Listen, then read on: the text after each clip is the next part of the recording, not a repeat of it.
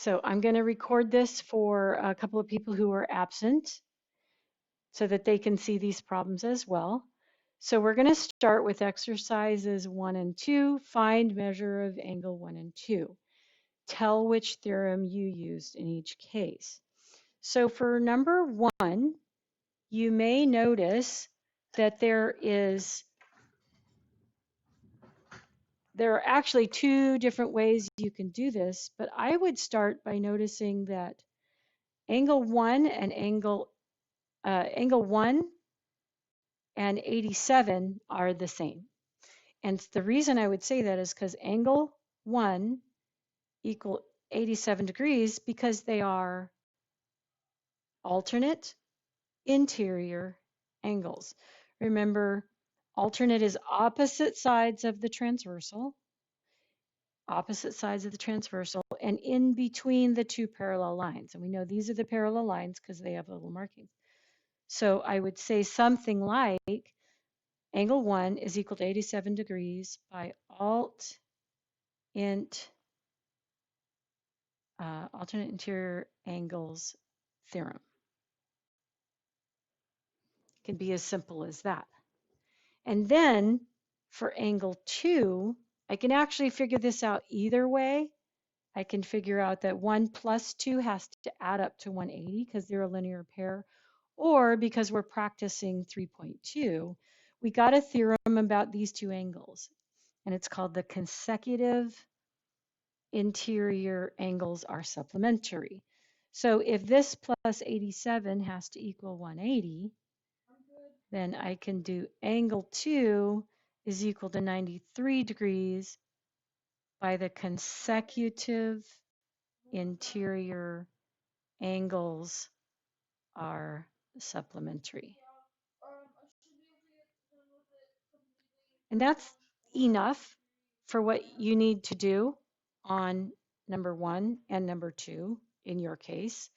I'm only going to do 1 on each so that I can fit it on here. But if you have any more questions, feel free to ask as I'm going through these. Okay, so the next type of problem is where we will set up an equation. And it says in 3 and 4, find the value of x, show your steps. All right, so here's number 3. And the first thing I notice is how do these relate to each other? They are corresponding angles, which you just did on the quizzes. And so if they're corresponding, that means they're equal. So I'm going to write an equation, 6x minus 11 is equal to 37. Okay, I will show my steps. My algebra comes in handy. I have 6x here, and I have 48 here. I'll divide both sides by 6 to get x equals 8. Make sure you box your answer, something like that. Now, all it said was find x, so I have met the requirements. It doesn't say find whatever. But if I do take that 8 and I put it in here, I get 48 minus 11, which is 37. So I'm good. I'm going to go on to number 5. This one says find the measure of 1, 2, and 3, but it also says explain your reasoning. So we'll have to list again the why. Okay, but no, eat first. And I'm recording. So sorry. All right, so we're going to find 1, 2, and 3, but we're also going to list our reasons. So first thing I'm going to notice is that 112 is across from 1. So angle 1 is equal to 112 degrees by the vertical angles theorem.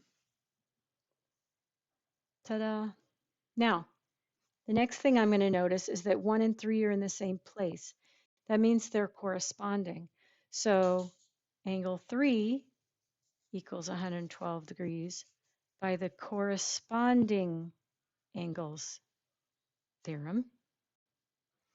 And now that I know that this is 112 and this is 112, then 2 either makes a linear pair with 3, or 1 plus 2 is equal to 180 because they're supplementary. So again, since this is chapter 3 and we just went over the consecutive interior angles are supplementary, I'm going to use that one. So 180 minus 112 is going to be 68 degrees by consecutive interior angles theorem.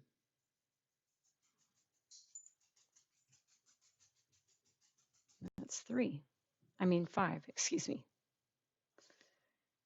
So hopefully you can see you've got like 6 of these to do on your own. Hopefully you'll be successful with that. Any questions, make sure you bring them tomorrow. We'll correct them. And then you're going to have 2 or 3 at the end where you will have to do a proof where it says prove. So for number 8, you can actually find that one in the book. It's one of the examples. So for number 8, it says prove that if angle 1 is congruent to angle 2, then angle 2 is congruent to angle 3. What is 1? Now, prove is going to be the last statement. That's what you want to show. So you're going to show that angle 2 is congruent to angle 3. Your given is the if statement. It says if angle 1 is congruent to angle 2. Okay, so from here on, what you're going to be able to do is do a 2-column proof as best you can. Hopefully use some straight edge. Here's our statement. Here's our reasons. We're still doing really short ones. You know that the first reason is given.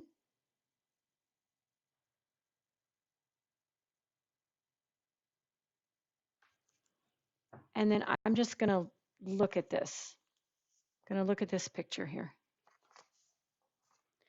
I'm told that 1 and 2 are congruent. And I also see that these are parallel. So when I'm looking at this picture, I'm thinking, well, I can't say anything more about 1 and 2, really, other than that they're equal to 180. But I can say something about angle 3 because it's congruent to angle 1 by vertical angles.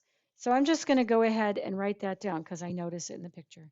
So angle 1 is congruent to angle 3 by the vertical angles theorem. And now hopefully you've seen enough examples or you need to see more. I want to show that 2 is congruent to 3, and I have that they're both congruent to the same thing. So that means if they're both congruent to the same thing, then they are congruent to each other. And that is called the transitive property of equality. There you go, 3 steps. Now that we have all these theorems, your proofs are going to be nice and short, and I'm going to have you do those on your own. Like I said, so we did 1, 3, 5, and 8 together. I'm not counting this as part of your assignment. I'd be happy to do them if you want, but this is your assignment. So these are the problems I want you to do. There's 8 of them, and you can go ahead and get started now.